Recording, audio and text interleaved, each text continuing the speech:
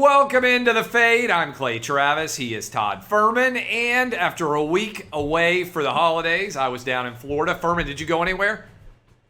Oh, I did. I went down to Phoenix to visit the folks for a couple of days. Realized when I get away from the command center, it's a little bit tougher to do what I do. And we didn't quite have the view you did from the Travis Beach Estate. I can see that nice little glow that you're bringing back to the office. A little bit warm. Wasn't like super hot, but got a little bit of sun. I can't complain about it. All right, let's dive in. I was at the Iron Bowl on Saturday. Alabama-Auburn, absolutely classic game. But here's where I left, Furman. You look at Alabama beating LSU by 6, beating Arkansas by 7, needing overtime to miraculously beat Auburn by 2. I just don't think Alabama is that good, and I'm inclined to think Georgia could run roughshod over them in this SEC championship game. Line's out to 6.5. I know it's the biggest line, biggest underdog Nick Saban has been in 13 years, since all the way back to the SEC championship game against Florida and Tim Tebow. I understand why that can make people nervous. But I've watched Alabama play several times now. I just am not convinced they're that good. Yeah, I can't really disagree with you. I think they were extremely fortunate to get Jordan-Hare with the win in overtime. If Tank Bigsby slides down, Auburn probably wins that football game because they're able to burn another 40 seconds and Bryce Young doesn't even have a chance to lead Alabama back down the field. I'm still trying to figure out why Auburn, I know when you're at home, you typically should when you have the momentum, doesn't go for 2 with a chance to win it in one play. I don't understand that either. Yeah, Dub, you think Auburn should have gone for 2? I've got my buddy Dub as an Auburn guy. Read my tweet. Yeah, he's still fired up about it. After that first overtime, I said the same thing. I tweeted it. I didn't understand why they didn't go for 2. Finley wasn't healthy. You hadn't had any real success moving the ball all day other than a couple of 50-50 jump balls. And I don't understand why they didn't go for 2 there. But they didn't. Alabama goes on and I think there are a lot of Alabama fans out there that were certainly happy that they didn't go for 2. And my theory all the time is if you make a choice and your opponent is glad that you did it, it's probably a bad choice. And I think that's a perfect way to kind of synopsize their decision-making. And I know the book typically says when you're on the road, you try and win it with one play. But at some point, you have to try and take fate into your own hands. And I think Auburn, by prolonging the game, allowed Alabama's depth and obviously playmakers to ultimately get the victory there. But you're right. When you look at Alabama from top to bottom, this is far from a dominant Crimson Tide team, especially on the offensive side. I think we've grown so accustomed to Alabama sending offensive linemen to the next level that we're not used to seeing a quarterback run for his life or a running game that never really gets off the ground. And here comes Georgia, historically good on the defensive side of the ball. We've seen odds makers adjust this number from 3 that you could have laid with Georgia about 2 weeks ago when the matchup was set to the 6.5 where it sits. It's probably a shade low, but I actually look at the under. I think that's probably the angle that I'm going to dig into a little bit more as the week goes on, because I think Alabama defensively can hold up against this Georgia offense. I don't think Alabama does a whole heck of a lot. And it wouldn't shock me at all if we were talking about a Georgia win somewhere in the ballpark of 27-14, thereabouts. But I think this is Kirby's chance to finally knock Nick Saban off, although I'm sure we're going to hear all week long about how well Nick Saban does against all of his former assistant coaches. All right, I'm going to hit you with a bunch of the conference championship lines. You tell me what's standing out to you early on championship week. ACC, Pitt, 2.5-point favorite, over-under all the way out at 72.5. Michigan, an 11.5-point favorite over Iowa, over-under really low, 43.5 there. We mentioned Georgia, Bama. Georgia, 6.5-point favorite, over-under 50.5. These, by the way, FanDuel.com/Outkick, FanDuel.com/Outkick if you want to get your bets in on these lines. Baylor against Oklahoma State. The Cowboys, Oklahoma State, a 3.5-point favorite, over-under 46.5. And then on Friday night, Oregon against Utah. Utah, 2.5-point favorite, over under 59.5. Those are the Power 5 conference title games. What jumps out at you, Furman, in general about those games? So for me, we can start with the ACC. I actually think Pittsburgh is a little bit too short, honestly, as a 2.5-point favorite, because when you look at what Kenny Pickett has done this season, I mean, his numbers have kind of flown under the radar. And if it was a little bit of a better Pittsburgh team and they hadn't lost to Western Michigan, we'd probably be talking about Kenny Pickett having a chance to get to New York and maybe win the Heisman Trophy since nobody's run away with it. I look at Pittsburgh on the defensive side of the ball, and I think they're better than Wake. I do give Dave Clawson and company a bit of a coaching edge there, so it's a little bit disconcerting when you're talking about the proximity to campus. But let's not kid ourselves. Wake isn't going to travel all that well, even to Charlotte, which is a prominent hub for a lot of their alums. I think this is a Pittsburgh team that can blitz Sam Hartman. Their defensive line can be disruptive, and I think it's a bit of a short price for Pitt. As far as the Big 12 championship game, I'll look at the total. I know it's come down a touch from the high 40s into that 46.5 range. I still think it's a shade too high. I don't think Oklahoma State is an elite defense by any stretch of the imagination, but at the same time, they're elite by Big 12 standards. I think Baylor a little bit limited with some of their big play potential. We're not quite sure who their starting quarterback is going to be. Meanwhile, on the other side, when you look at Baylor, they gave up explosive plays to Texas Tech and were relatively fortunate to get out of Waco with that win. I think they'll be more buttoned up in this spot. They'll allow Oklahoma State to run the football a little bit, try and keep everything in front of them. And we'll be talking about the first team to 24. So I like that game under. The contest I'm most intrigued to watch, though, will be the Big Ten Championship, because I want to see if Michigan can run it back with the same level of commitment, the same level of focus, and the same level of emotion that we saw, boiling to the surface in their upset win against Ohio State last Saturday. I know people will say it's impossible to get caught in a flat spot in a conference championship game, but all the comments from the players, the fans rushing the field, and everything that went in to finally ending that long, long losing streak against the Buckeyes, I'm not sure that they can bring that level of engagement back. Will Iowa have enough offensively to beat them? Probably not, but I'm not sure Michigan runs away and hides. So I think that's a fascinating watch, especially with such a low total. All right, let's go into Monday Night Football, which is being played a little bit later tonight. Seattle against the Washington football team. Two teams that I think it's fair to say, certainly in the case of the Seahawks, have disappointed so far this season. Feels like an elimination game if they're not already eliminated for the Seahawks. Washington, Dallas has kind of cracked the door a little bit in the NFC East. What happens in your mind tonight? This is an interesting game, probably for all the wrong reasons. When you look at the Washington football team, I believe they're 5-23 exactly up in Monday Night Football games played at home if we go back to the turn of the century. So it's not exactly a daunting home field advantage by any stretch of the imagination. The last one they won in their own building was back in 2012. But this is a Seattle team that you kind of referenced is struggling for an offensive identity. I mean, Russell Wilson has not thrown a touchdown pass in the two games since coming back. And when you look at this Seattle team, they're banged up at the running back position. They're going to be down three backs. We know Chris Carson is on IR. No Travis Homer in this spot. No Rashad Penny. So it's going to be the Alex Collins and DJ Dallas show. DK Metcalf has been pretty outspoken about not getting the ball enough. So I think for me, this could be a last stand for Seattle. So I don't really want to tangle with the side, but I actually lean over the total because when I look at Washington over the last couple of weeks, they've been more dynamic throwing the ball downfield. All accounts and indications point to Curtis Samuel and Logan Thomas at least being involved in the offensive game plan. How effective they'll be remains to be seen. And when you look at Washington, not only are they down Chase Young on the defensive line, but they're down Montez Sweat as well. It's a team that doesn't scare you with anything they do in the defensive backfield.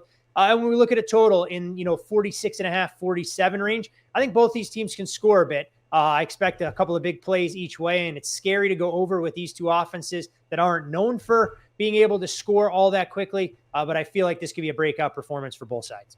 All right, Thursday night, I'm on the over and I'm on Washington, so we agree on the over. Thursday night football. Cowboys have dropped, I believe, 3 in a row. They're going on the road against the Saints. The Saints now discussing starting Taysom Hill at quarterback. Obviously, the offense has been an issue. Alvin Kamara has been injured. What do you think happens in this Cowboys-Saints game? How would you play it? Also, Mike McCarthy. The COVID storyline is never going to diminish or disappear, it doesn't appear. Mike McCarthy out with COVID. What happens in your mind here? I mean, I think you have to watch for Dallas. If the head coach has it, they were down a couple of coaches on Thanksgiving.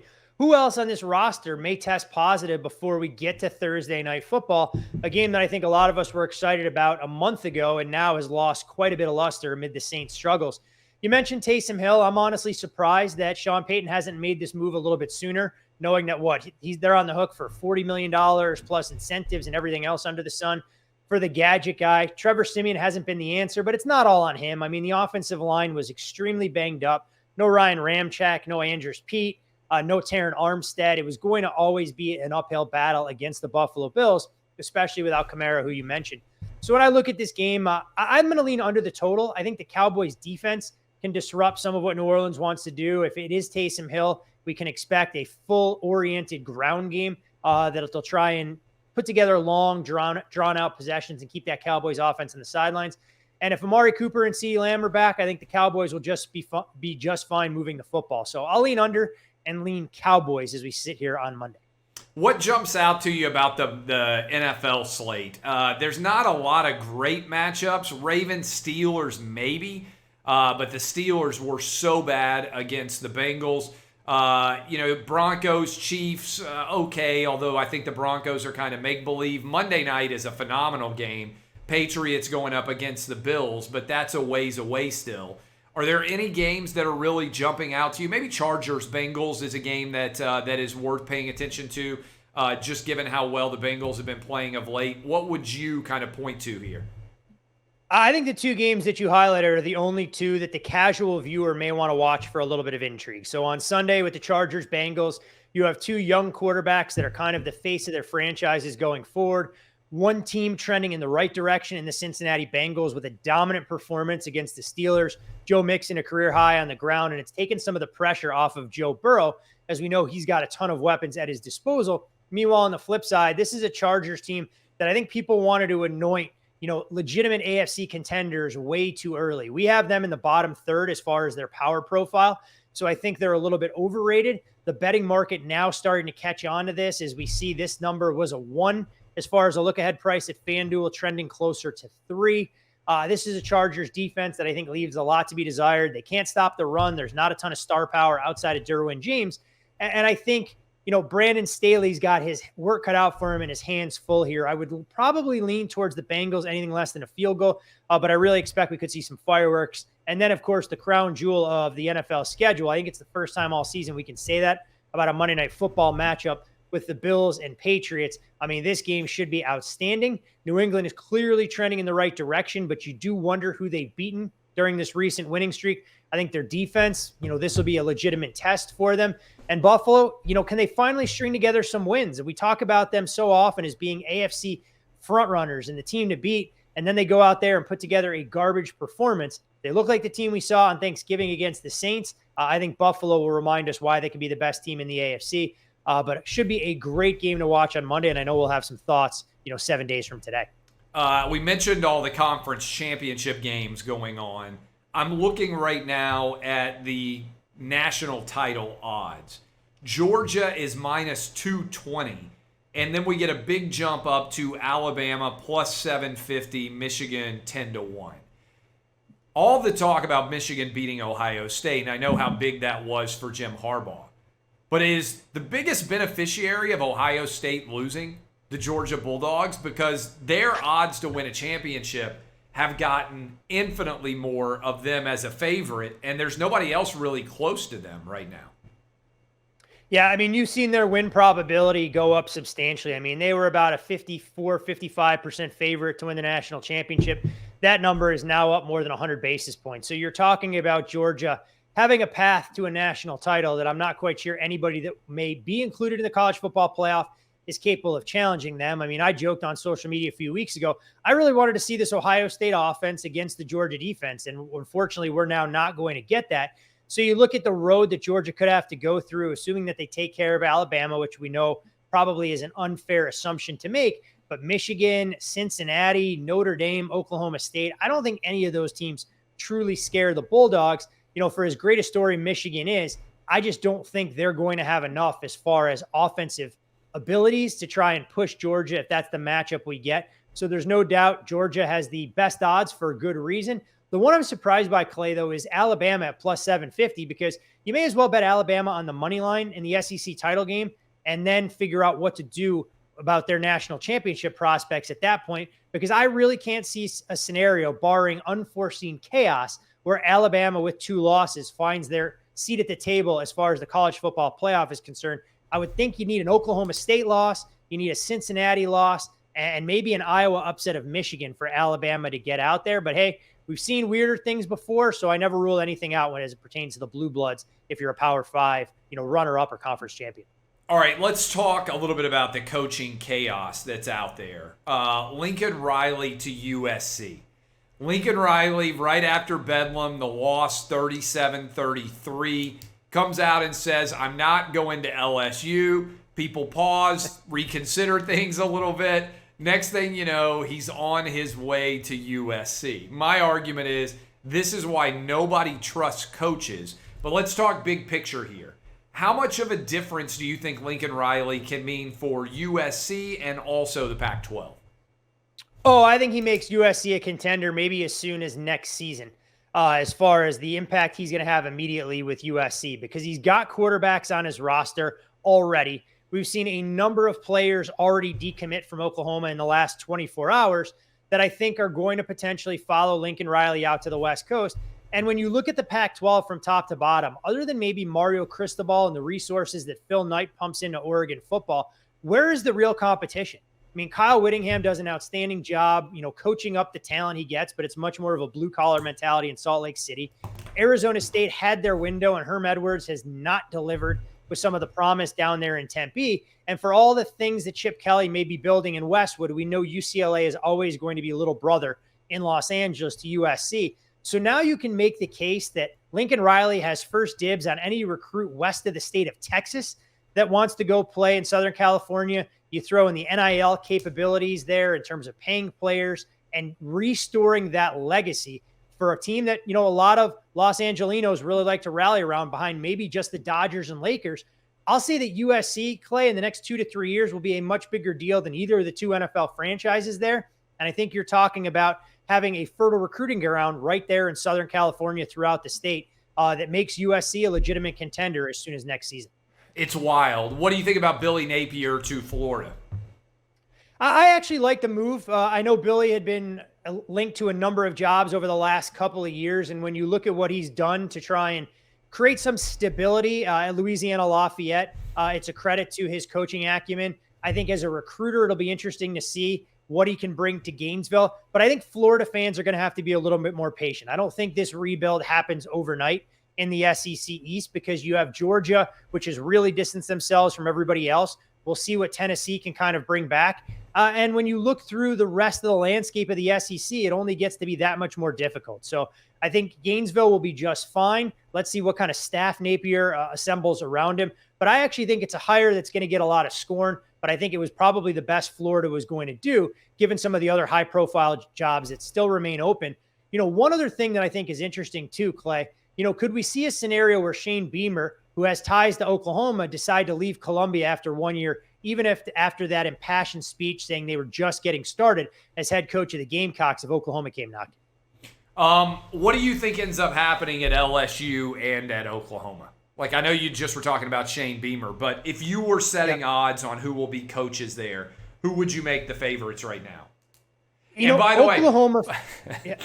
the way, we're taping this by a couple of hours, so if this goes up and people are like, oh, you guys are idiots, you don't even know. No, we're taping this because I'm going to be live on television, you're going to be live on television, so we don't want this to air right around the same time. So if there is a movement occurring, I don't want people to be like, you guys have no idea. We're talking about this in the early afternoon of Monday morning. Or Monday afternoon. Oklahoma, I honestly really don't have a clue in terms of what direction they're going to go. But I said it to some folks close to the program there that if you're Oklahoma, this arguably may be the most important coaching hire that this program is ever going to make to try and get Oklahoma ready to make a smooth, seamless transition to the SEC. Because I know Oklahoma has a little bit more of a longstanding legacy and tradition, but you do wonder on some level, if Oklahoma were to swing and miss on this coaching hire, do the Sooners have a fate similar to Nebraska? Because once Nebraska left the Big 12 and headed to the Big 10, they weren't able to recruit the state of Texas anymore. You don't have a talent-rich base right there within the state of Nebraska itself. And Scott Frost hasn't quite gotten the players that I think a lot of people anticipated. And they've more or less, been a second-class citizen, even in the much maligned Big 10 West. So I'm interested to see there. But LSU, I mean, I'll throw out a name and I'll probably get egg on my face for this. I'll throw out the name Brian Kelly. I really think that LSU decides to throw everything they can at Kelly, who I know there was some loose ties to potentially USC. I'm sure Notre Dame maybe wants to, try and sweeten the pot a little bit, and Kelly can use it for leverage. But you wonder if you're going to finally be able to get over the hump at Notre Dame, where LSU, you can bring in whatever players you want. I know the pressure is going to be a lot steeper, but that would be a long shot candidate that I would throw out there. Other than that, though, I mean, I've been surprised at all the coaches that have been given lucrative paydays. I mean, James Franklin, Mel Tucker, PJ Fleck, Lincoln Riley. I mean, all of these guys have set the bar so high. The only person making more money than them right now in sports, I think, is Max Scherzer. Or Skip Bayless. Yeah, exactly. All right. Anything else out there from a gambling perspective you think is worthy of hitting on? When we look at the way things are playing out, I think NFL futures are always fascinating because I don't really truly believe at this point in the season we have a clear-cut favorite. I mean, I know on the FanDuel Sportsbook app, Kansas City and Buffalo still in that prohibitive favorite territory along with Tampa. But if you ask me today who is probably the clear-cut second-best team, I still think Tampa's the best. So is it Green Bay? Is it Kansas City? Is it Buffalo? Do we believe the 49ers are a team that's rounding into form? I mean, suddenly the playoff races in both the AFC and NFC look a lot more wide open. And as you can tell, I don't see your Titans right now as a legitimate Super Bowl contender unless they can get all their key cogs back off of the injured reserve list. I don't either. Got to beat Jacksonville on Sunday in 2 weeks. And the loss to the Patriots really didn't surprise me with all the injuries, but the loss to the Texans was alarming. You beat if you can beat the Jags and start to think about potentially Julio and A.J. Brown and maybe Derrick Henry all being able to return. We saw, I'm kicking your ass in fantasy this week, but Christian McCaffrey's now out for the season. This is the worst team I've drafted in the 7 years or whatever we've been in the league. I mean, I know you weren't in there when we started. Hands down, the worst team I drafted. Taking a guy like Robert Woods, I had a Cooper Kupp. I mean, drafting a tight end at the tail end of the first round. I mean, Jonathan Taylor goes off the board at number 12. I'm sitting there with Travis Kelce. I think my season would have been a hell of a lot different. Hey, one name I want to throw out there, though, and I know, you guys wrote an article about it at Outkick. I don't see any scenario where it possibly happens. I mean, Cliff Kingsbury, this has to be a leverage play for his name being circulated as head coach at Oklahoma. I mean, why would you potentially leave the Cardinals in the midst of the Super Bowl run? You said he said no comment today, right? I didn't see some of the stuff today. I've been kind of playing catch up this morning. I don't get it. I mean, I know he's a hot name and everything else. And sure, he's turned around his coaching acumen through a couple of years at Arizona, but this was a guy that couldn't get Texas Tech over the hump. And I mean, it just feels like a weird name to be attached to that head coaching job, but I'd still probably say he might be more likely than Bob Stoops taking a full-time job. I can't see Stoops giving up his life of luxury in the TV booth to decide to go back and be the head man at Oklahoma for a second stint. I'm going to read you the quote that Kingsbury gave out when he was asked about it, if I can find it. And I'm looking at Twitter, where you would think the top result for Kingsbury, Oklahoma, would be his comments on he had not a topic I want to touch right now. All right, so he was asked directly about and maybe to your point, he is trying to get a raise. He was asked directly about it. I don't get into those things, he said. My sole focus the last couple of weeks has been the Chicago Bears. He was later asked why he didn't flatly say he has no interest in the job. He said, we're in season, we're 9-2, just not a topic I want to touch right now. So those are direct quotes. Yeah, I mean, it's not a flat-out denial, and I guess you always leave the door open, but, hey, I don't know. And it's a question that I've always asked, and people have asked of me. I know you're a lot closer to some of the head coaches at the power programs, but is it a better job to be a head coach for the National Football League, or is it a better job to be a head coach and big man on campus for a power profile, college football team, even for, a side like Oklahoma that goes into the SEC in uncharted territory soon? Well, I mean, what I would say is, first of all, he's got a great gig in Arizona. But a lot of NFL jobs pay way less than jobs in college. And so if they're offering him $10 million a year to potentially go to Oklahoma, and I don't know what Cliff Kingsbury's salary is at Arizona, but I know it's not $10 million a year. I think it could be a leverage play. And if you say you don't want to get into it right now, I mean, he knew that question was going to be asked. It would be easy to say, hey, guys, I love coaching in the NFL. I have no interest in coaching in college football. I mean, you saw how Mike Tomlin handled his name being connected to USC. True. Like, Kingsbury didn't take that path. So, I think it's probably a leverage play, but it's worth at least thinking about. Yeah, for sure. I mean, I guess maybe Tomlin's relationship with the Rooney family a little bit different, given the longevity there versus Cliff. But you're right. I mean, I think everybody has to go out there, look out for number one. And if you can leverage it to a raise in one capacity or another, I'm never going to fault anybody for trying to make a few more $1 million a year if the possibility exists for doing the exact same job that you're currently doing. No doubt. Todd Furman, we will talk to you on Thursday about the upcoming weekend in the NFL and college football. Look forward to it. Good luck with your picks tonight, Clay. I need it. Thanks.